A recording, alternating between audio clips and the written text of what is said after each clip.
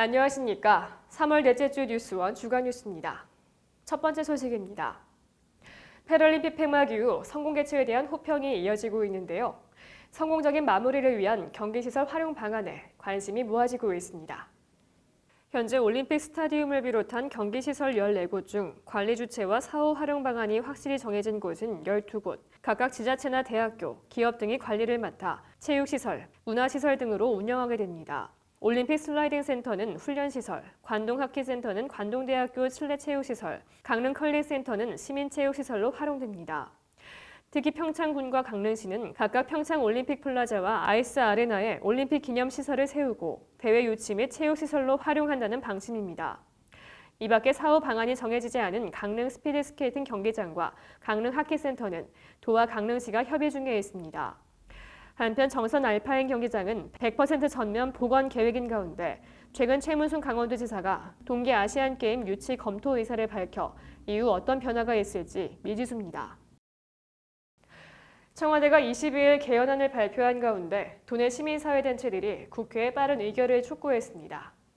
강원시민사회단체 연대회의 등 5개 단체로 구성된 사회단체들은 23일 오전 강원도청 브리핑룸에서 국회에 빠른 개헌안 의결을 촉구했습니다. 개헌안 관리를 위해서 애써 입장에서는 많은 부분 환영을 합니다. 그런데 제일 중요한 부분이 여전히 미진하게 생각이 되는데요. 그것은 이제 지방 정부의 자치 입법권입니다. 이번 헌법 개정안에 보면 농업과 관련한 조항이 너무도 적게 들어있고 농업과 농촌 농민들에 대한 권리가 사실은 거의 보장되고 있지 않습니다. 개헌이라는 이름으로 이게 뭔가 본격적으로 공론화 과정이 없었을 뿐이지 개별적으로는 저는 다 어떤 충분한 논의 과정들, 공론화 과정들 그리고 국민들이 거기 동의하는 과정들이 있었다고 봅니다. 단체들은 국회가 당리 당략을 떠나 시민의 입장에서 개헌에 대해 논의하고 6월 지방선거 동시투표를 위해 힘을 모아줄 것을 촉구했습니다. 지난 22일은 유엔이 정한 세계 물의 날이었는데요. 도내에서는 물의 소중함을 알리기 위한 행사가 진행됐습니다. 원주시와 원주혁신도시 내 공공기관은 물의 소중함을 되새기고 환경을 개선하기 위해 힘을 모았습니다. 원주지방환경청과 원주지방국토청, 원주시 공동주최로 물의 날 기념식이 열렸으며 행사에 참여한 공무원 및 공공기관 관계자 200여 명은 주변 정화활동을 벌였습니다. 기후변화에 따른 강수량 감소 등으로 인해서 특히 영동 지역, 산간 지역의 물 부족 문제를 지속적으로 경험을 하고 있습니다.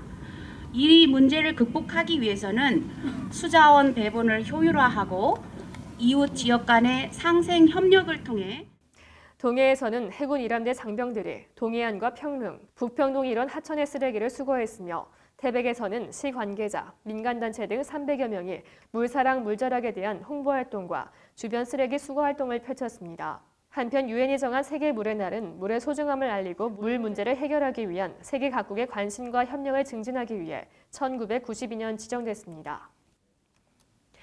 최근 포근한 날씨가 이어지고 있지만 아침 저녁으로는 큰 기온차를 보이고 있는데요. 환절기 감기 걸리지 않도록 주의하시기 바랍니다. 지금까지 뉴스원 주간 뉴스였습니다. 고맙습니다.